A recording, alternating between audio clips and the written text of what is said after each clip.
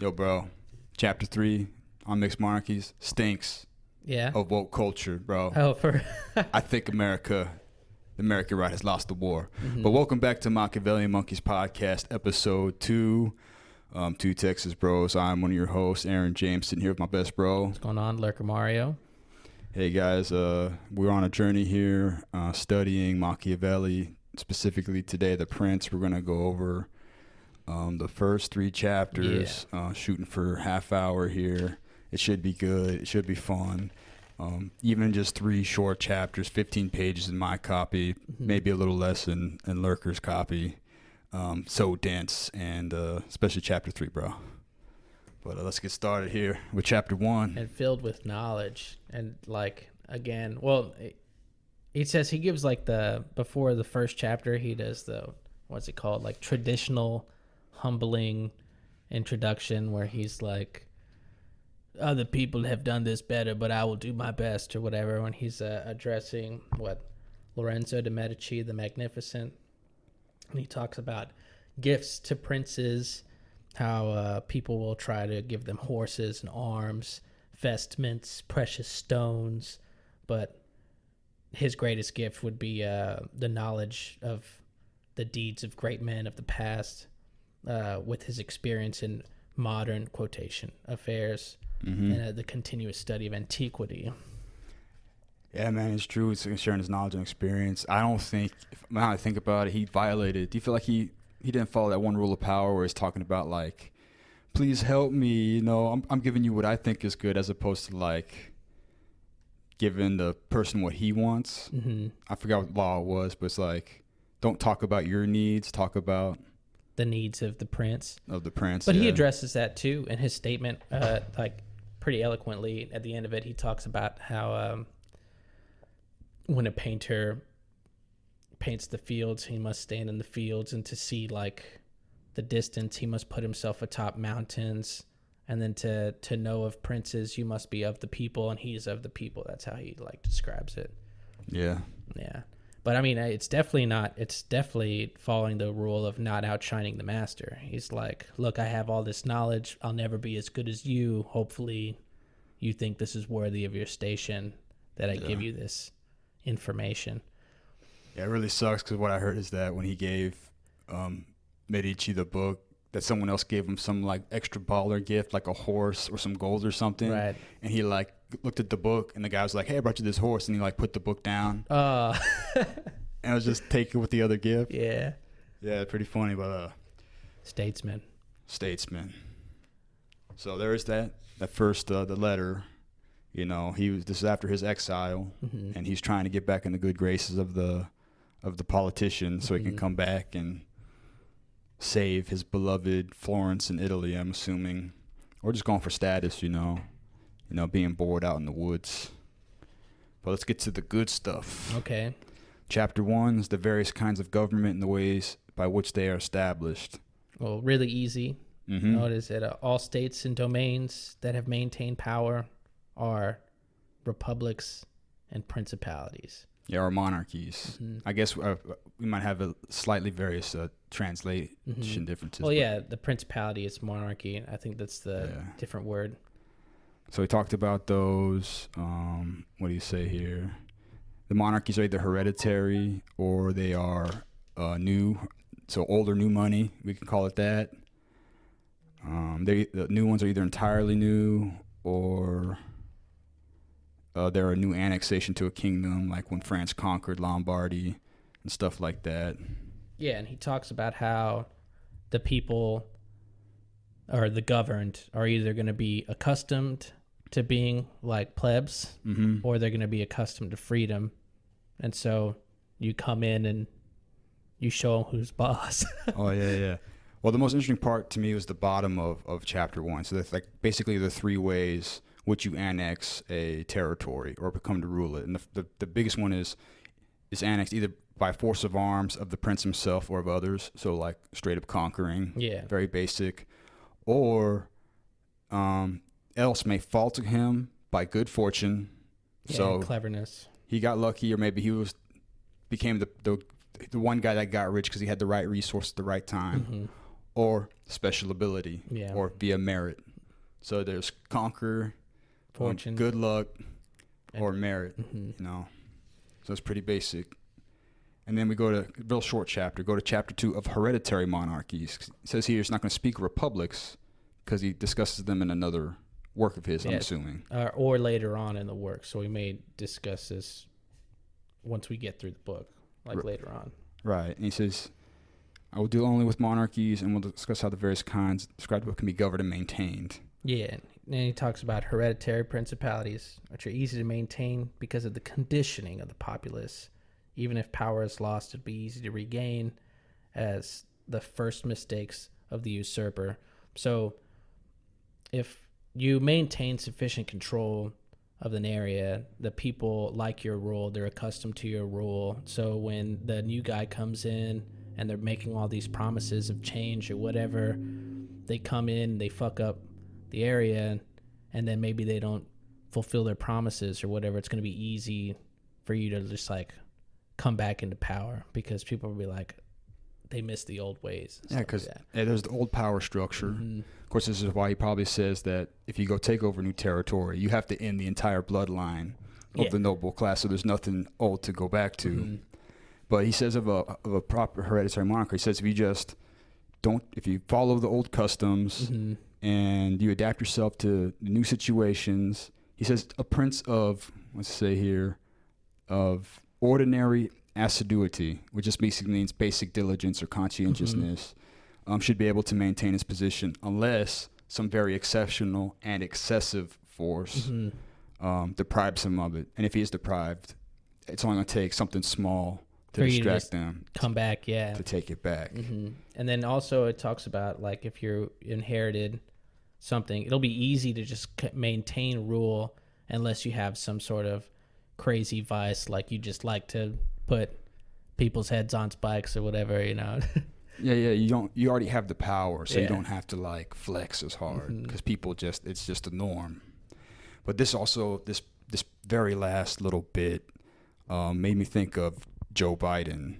So, because inasmuch as the legitimate prince has less cause and less necessity to give offense, it is only natural that he should be more loved. And if no extraordinary vices make him hated, it is only reason for his subjects to be naturally attached to him.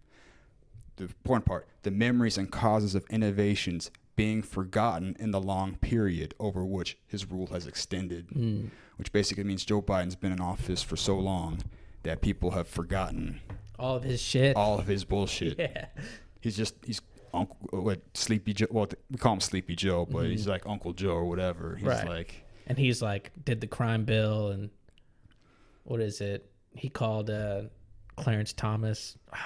What did he call him? It was like a racial slur. It was like pretty much called Clarence Thomas like an exceptional Negro or something like that. Did he or really? Like an Uncle Tom, yeah. Oh man. And this was in the 90s, so I'm just thinking about a YouTube video I've seen. I was too much of a child then to remember, but yeah. Yeah.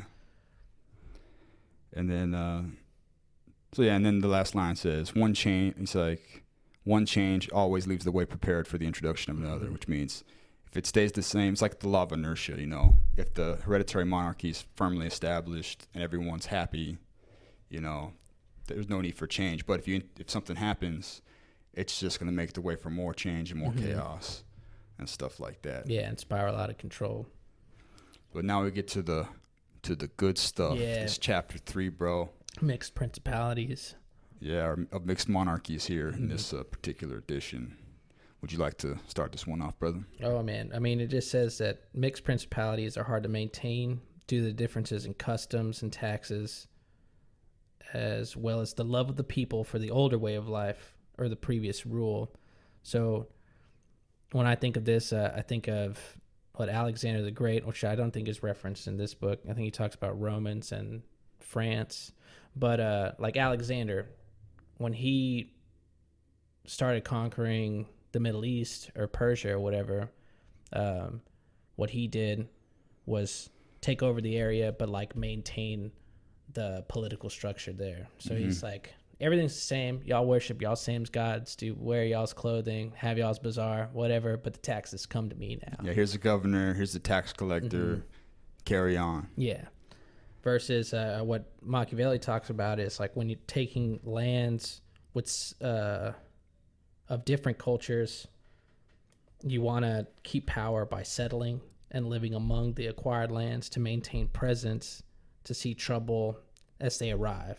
I was talking about the prince taking up residency in the newly conquered area. Yeah, rather than like leaving it away and like ruling from afar. And you could see this happening in the Americas, you know, like the king stays in the UK and then like we're over here 3 months thriving to hear of anything. Yeah. You know, unless you got constant back and forth going. Yeah, man, it's wild. One of the things I really liked about the beginning of the chapter is that he talks about the nature of men a little bit. He says it's a natural difficulty which exists in all new dominions because men change masters willingly, hoping to better themselves. And this belief makes them take arms against their rulers, in which they are deceived, as experience later proves that they have gone from bad to worse. Yeah. And he goes on to elaborate about how, again, whereas the new power comes into way, it'll be easy for those mistakes to spiral out of control, because these people that essentially like backstab their previous ruler, if they don't get what they're promised, like it almost becomes a burden of the new ruling class to like, what is it called? Tie off loose ends and appease like the people that helped them. Because if they fuck up, then these people are just going to be resentful or be like, oh man, it was easier when I had whatever, and now I'm like helping these new guys and they're fucking me over. I was just a tool kind of thing. So like playing on that human mind, right? Yeah, you got to manage the resentment of the people who you're working with. And another cool idea he says within that same paragraph, he says that there's inevitable harm inflicted on those over whom the prince obtains dominion, both by his soldiers and by an infinite number of other injuries caused by his occupation. And that basically just says to me, no matter what government or state you have, like injury or grievance is inevitable. Right. Because, you know, managing a state would generally mean like less empathy, you know, because you can't take everyone into consideration over such a large dominion. So yeah, and this point he's also talking about acquired dominion. So like, yeah, what he's referencing is to depose previous rule and then to occupy new space. Yeah, but you can even apply this principle to just like living under like the United States, man, dealing with the police and like going to the DMV, getting warning notices on your door for whatever, not cutting your grass. It's just like, you know. Yeah, and if you change taxes and change laws and you're just going to make it more inconvenient for the population. So they're going to get like more resentful or whatever. Like, oh, I got to pay more taxes because they want me to do this. And technically, Machiavelli probably would hate American democracy because we get new dominion every 4 years. Yeah. So like it's constant chaos, constant struggle. Well, and he would probably see that we live in a republic, but we have democratic values. So he'd probably just laugh at like the system that we've created, because he's more about not necessarily centralized, efficient control, like efficient rule, versus like what we have now, which is libertarianism, right? I don't even know if libertarianism existed at this point, English libertarianism, because they just found the New World. This is 1503. Well, the closest they probably have would be like classical, like Greek values. You know, I guess classical values. I guess it would be I mean, this is the beginning of the Renaissance, so I don't know if this is Enlightenment period yet. I have to go back. Enlightenment might have come later. But the Renaissance was the rediscovery of all the Greek stuff coming off of, you know, Roman times. Introduction of coffee to the European market. Coffee. Revolution in a cup.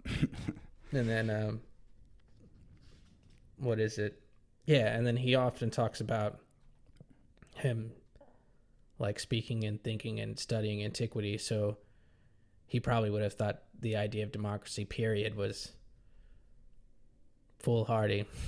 Well, I bet he'd also believe that it doesn't matter if you have democracy. Eventually, it'd probably devolve into a republic, like what we have here, or you'd end up having like delegation eventually, Right. representation, which is going to turn any democracy into a republic once the territory gets too big. Yeah, You can't have big everyone enough. participate and have efficient decision making.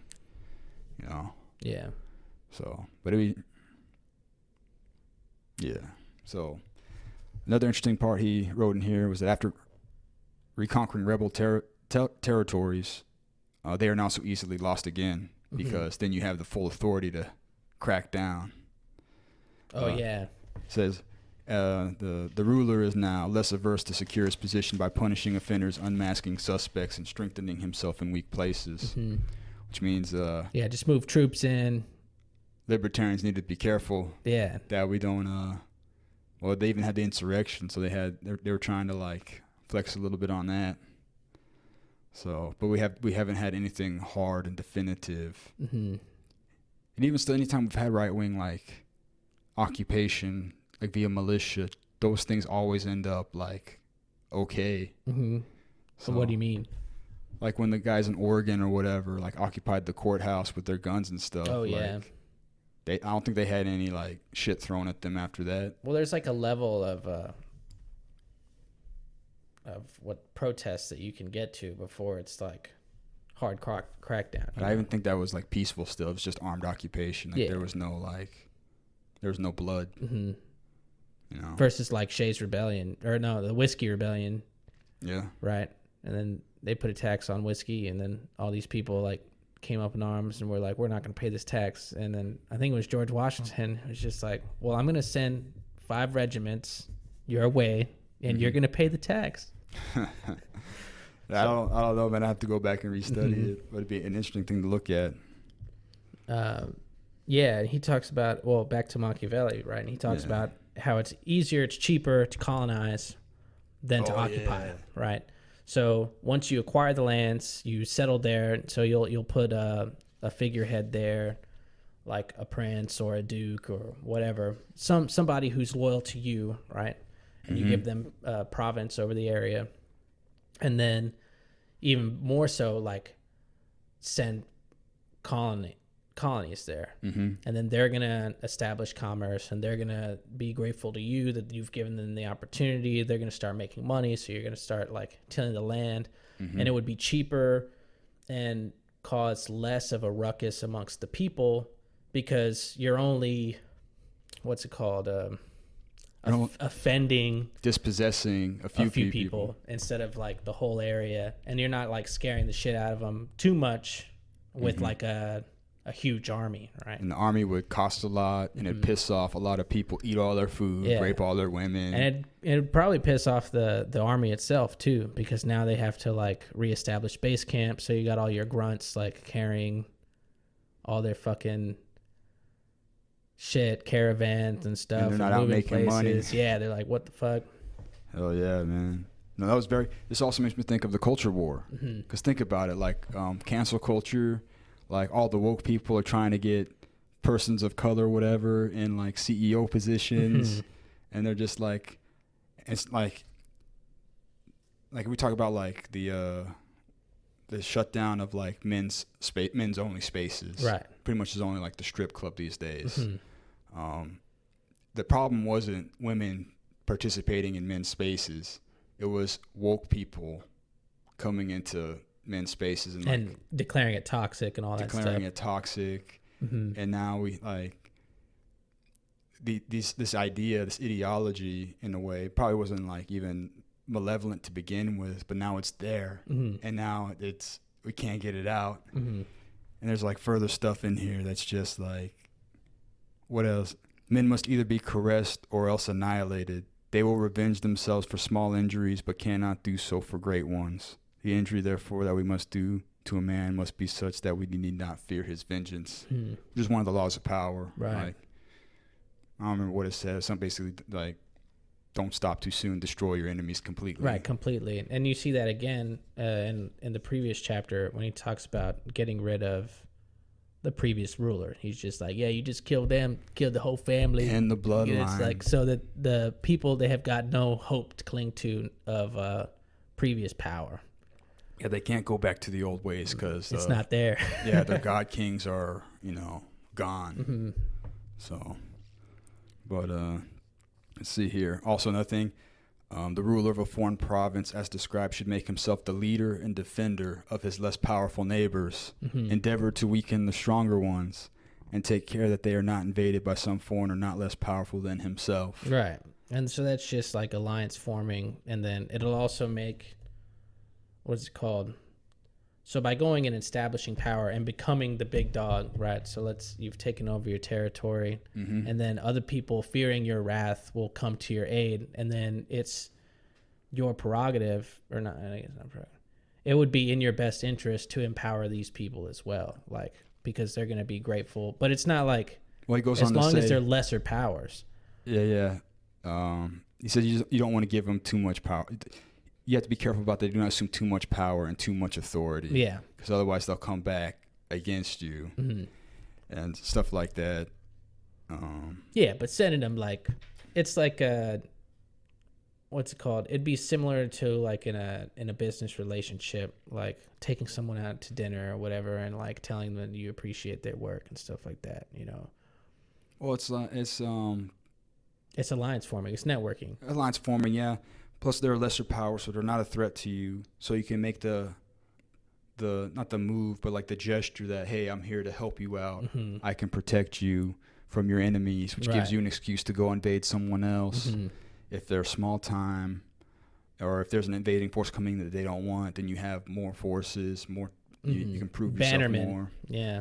And he said, not only do you want to like protect the weak ones, you want to like take away the strength from the strong ones. This makes me think again of woke culture, where they're coming in protecting these poor people of color, right, and taking out the white men, the meritocratic structures.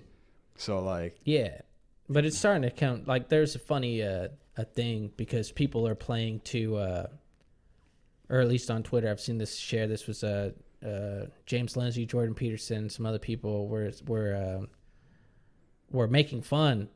They created an advertisement that was like, help people of color assume positions of power. If you're a CEO and you want a more equitable or whatever, you should step down so that people of lesser whatever can like rise up and rise above. So it's like appealing to people's insecurity or like hard work for like their CEO position or their president position or whatever, and like making them defensive. It's like reverse psychology, I guess, or like fuck you psychology. What do you mean? Like it's making people less likely to step down? Yeah, absolutely. It's like you should step aside because you're oppressing people, and you know, and it's like, so it makes people defensive.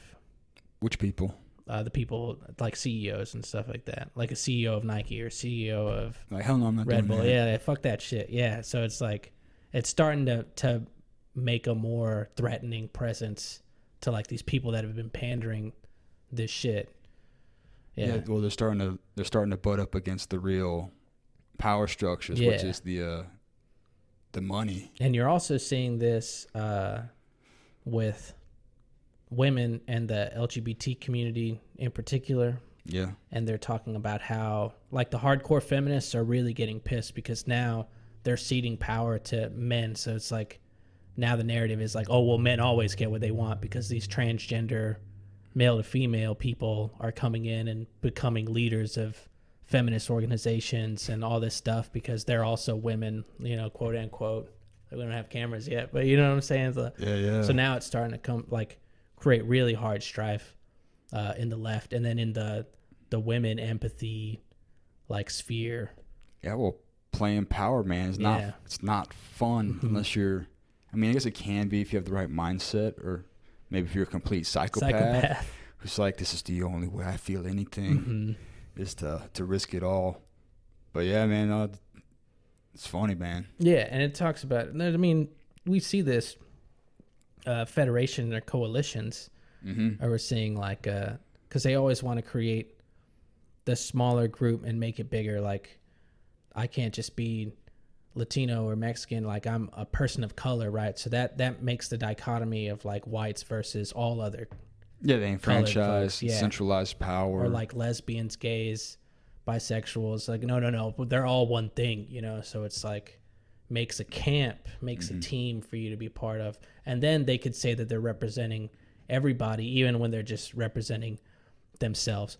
And they can protect their weaker allies. Yeah, and it's all... And take the strength away from the ones that can undercut them, bro. And it's really just the individuals at the top. I remember I got in an argument with this guy saying that collectivism is superior to the individuals or individual power. And I was like, the collectives don't have the power. It's the individuals running the collective and like appealing to their wants and needs. Like you look at the founders of BLM, they're like making all the money, buying $1 million mansions and shit. And they're just stoking the flames because that's how they know they're going to get more income.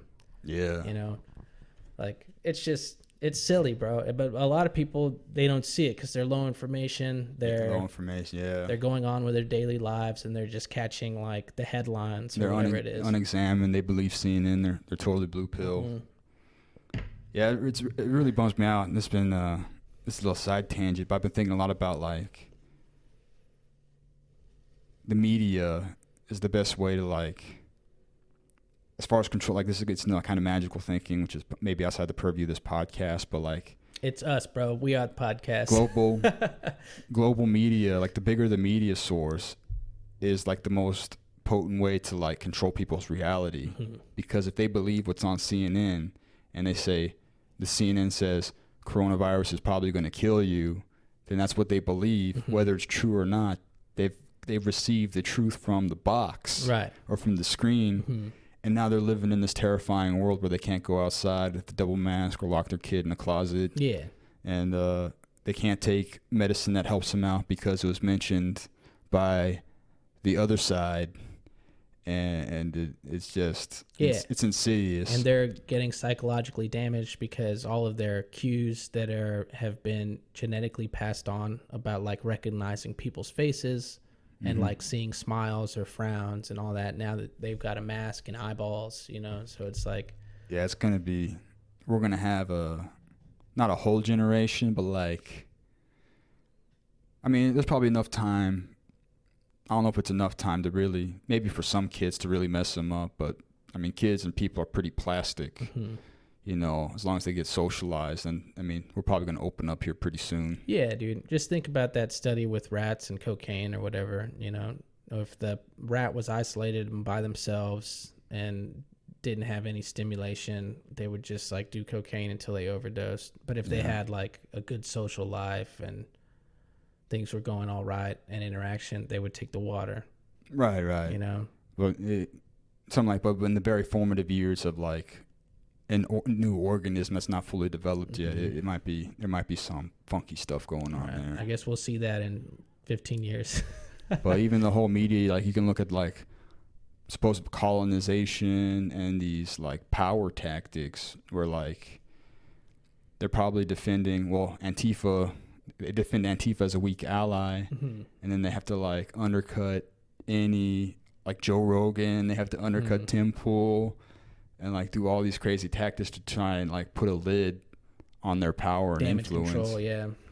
It's just wild seeing all the pieces like the vectors working against each other. And they even talk about this in chapter 3, back to Machiavelli's Prince, or he talks about like He talks about problems in a state, and similarly to the way a physician sees a disease. So like early on, it might be hard to... We completely missed woke culture, bro. Huh? Woke culture is cancer. It's terminal. Okay. Pretty sure. Yeah. We saw it too late. So we saw it to where we can now identify it, but it's too late to like come up with a cure, versus where if you caught it early, it's easy to diagnose and easy to like stave off, right? So that's what we have. But we don't have proper dictatorship to shut it down. Yeah. Or at least not it was welcomed in the colleges. But that might end up being the solution, or at least from the government's perspective, is like more totalitarian crackdown, you know. And so at that point, again, it's not necessarily a cure the way Machiavelli would describe it. It would be a new principality. I think we're dealing with the old principality still, because like there's so many power structures there. It's like, how much of this is the government or the state? Of course, if you listen to like Moldbug and like reading Machiavelli, like I feel like I'm starting to get Moldbug a lot more in the neo-reactionary movement, neo-monarchism, because it's just like you see the power structures working together and against each other. And he talks about the cathedral, which is like the colleges, the state. So is Moldbug the person who came up with the cathedral? Yeah, he was the one that coined that term. Okay. He's also the guy that first appropriated the term red pill, supposedly. Okay. I first heard that term from Rollo Tomassi in like the dating scene. Okay, like the male. Yeah, it evolved into that, the whole manosphere. Yeah. I call it the alpha circle jerk. Heard that. Because that's what it's advertising the beta boys to turn them into fake alphas so they can get some puss. Not that that's bad or anything. It's like, make your money, just and do what you do, man. Be a conscious consumer. Libertarians. Learn something real about being a man, for God's sakes. Anybody trying to help that out is probably a decent ally for what we're trying to do here. But yeah, he popularized red pill. He popularized the cathedral, and Malice is propagating it. It's very interesting. So the media is usually the one that stokes everything up, and it forces the like all the businesses to conform, because if there's no media to attack, there's nothing to defend. So the media is the one stirring up shit to get clicks and causing this chaos. So Facebook. But these ideas also come from the universities. So the media people get their ideological fuel from the universities, and then well, I mean, I think it. Of course, this is going to have no ripple effect or nothing. But I mean, an issue that the media or the university should take care of is like when people start challenging hard science and curricula, which they have been talking about how our math is wrong because it's European focused or Middle Eastern focused or whatever, and how we need to decolonize engineering and decolonize all this shit. No. And it should just be like, okay, you're expelled. Like, you're not, we're keeping your tuition and you're no longer attending the school. Like, they just need to start fucking cutting off heads, bro. Yeah. Well, at that point, you're trying to colonize hard sciences with humanities. Yeah. Like, don't bring the humanities to the sciences unless you're doing history of those things. But like, no, 2 + 2 = 4. And we'll always be like, I don't think there's no severance between their perceived reality and the fact that math is a universal truth that wasn't invented, it was discovered. Something like that, yeah. No, they're fucking that shit up. And let's see here, another good, cool, interesting principle. So let's see here. The Romans, observing disorders while yet remote, were always able to remedy. This could continue off that cancer metaphor. Never allowed them to increase. They never allowed the maladies, the cancer, to increase in order to avoid a war. For they knew that war is not to be avoided and can be deferred only to the advantage of the other side. Right. So their thing wasn't necessarily like, okay, we're going to occupy a place and then just be super strong so that when powers come around, we'll just fuck them up. Their thing was like what we're doing in the Middle East is like, well, we'll just keep the conflict over there so that for them, it was Greece. They could just keep the war and the death in Greece and not have it come to Italy, whereas we're doing like the same thing in the Middle East.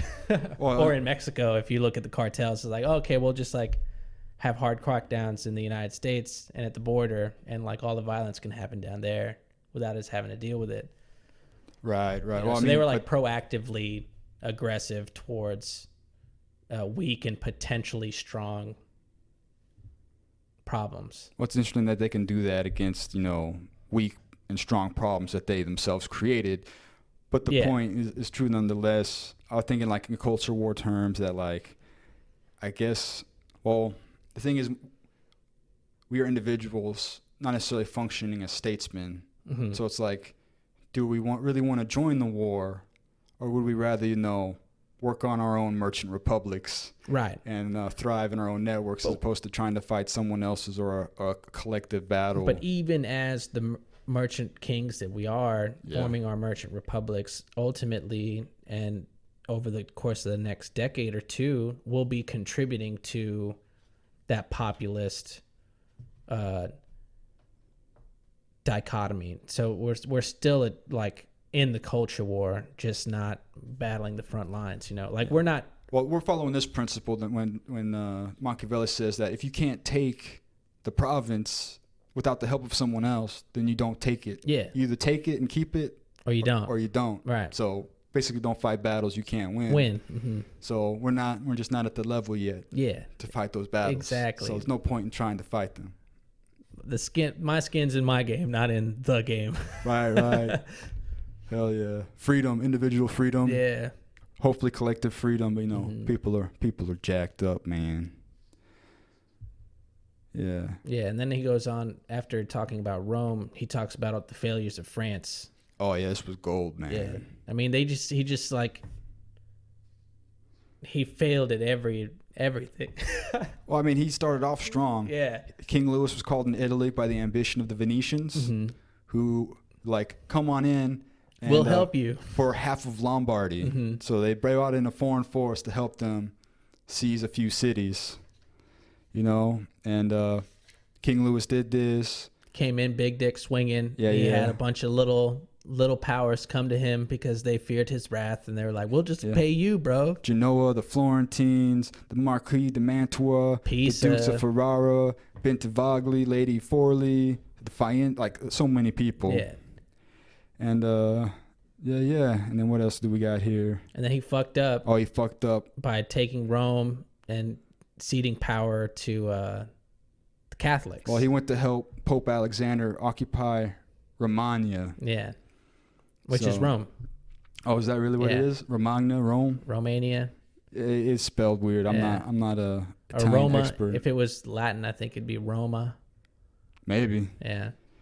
So he helped them there, and this is having made the first mistake. Now he's obliged to follow it up, which means he had to come back and retake Venice, and to put a stop to Alexander. So he had to do double the work. Yeah, and then he reached out to his friend because he didn't want to be there. So he was like, "Well, I'll just have Spain come and help me out." Yeah, because we want the Kingdom of Naples too while we're here. Yeah, man. And this whole time he's not colonizing. He's not occupying. He's just like, I'm in charge here. So as he's away in France or on these military campaigns, his forgotten friends. Yeah, just boiling over, chaos. Oh, man. So it says a summary, the 5 mistakes that Louis made. He crushed the smaller powers, increased the power in Italy of one potentate, which is Venice and the Pope. Brought into the land a very powerful foreigner. King of Spain. Spain. He had not come to live there himself, nor had he established any colonies. So all the culture was different. It was Italian culture. It wasn't French culture. And then he probably changed the laws there, changed the taxation. So it was like, put a big stink in everybody's mouth. And they were like, fuck this shit. We taking it back. Yeah, and that was the biggest mistake, he says. Machiavelli said, is that the first 5 wouldn't have been a big deal until he had to take the state back from the Venetians. And so, because he had a strong power there that was friendly to him to ward off the others, and instead he chopped them down. Yeah. Took out his biggest ally, and then brought in the Spaniards. Yeah, man. And just took out his foothold. So he came in super strong, and then made every mistake in the book, and then was just a crippled, weak, not even colony, just presence. Yeah, I don't know if he went back to France or what after this, but man, it's too much Western energy. It's too much go-getter, man. People need to chill out and Yeah, and he talks about that too. He talks about how the guy wants to acquire more and acquire more and acquire more, and so he's looking at the next step short-sightedly. He says you can get it, you're respected, but if you can't and you scream and you do everything in your power and you can't, then you're looked down on. Yeah. And so your 2 final principles we already discussed. 1, ought to never allow disorder to take the place in order to avoid war. So don't tolerate, don't take no guff to avoid a fight. You know, because if you avoid the fight, basically you're just losing advantage. Right. You've lost the initiative. And then the final print: whoever is the cause of another becoming powerful is himself ruined. Yeah. He like empowered these 2 other groups. Mm-hmm. And I imagine it was easier for the Pope Alexander because when he's Italian, he already had the piousness, so like everybody there is already Catholic, you know. And I'm thinking that the Spanish power was probably also Catholic, right? Because this is briefly after the Crusades, right? I don't know. This would be an area of research and reexamination. You know, I'm just taking Machiavelli at his word right now. Yeah. So. And his appeal to, what is it? The Magnificent, Lorenzo de Medici, the Magnificent, right? Yeah, man. But yeah, it was. I mean, yeah, that 3rd chapter was dope. Knowledge, just like right there, just boom, boom, boom. Definitely looking forward to the rest of the book. Yeah. Next, talking about the kingdom of Darius, occupied by Alexander, did not rebel. The way to govern cities or dominions that previous to being occupied lived under their own laws. Oh yeah, we're gonna see all the culture war stuff and everything. There should be a good old time. We have been Aaron James, Lurker Mario. Yes, sir.